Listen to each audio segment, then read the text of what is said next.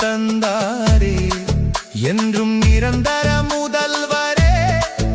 தமிழகத்தை மீண்டும் மீட்டெடுத்து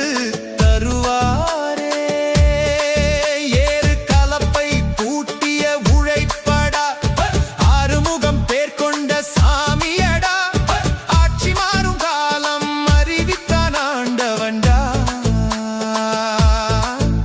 அதில் அமர வைத்தான் அவரே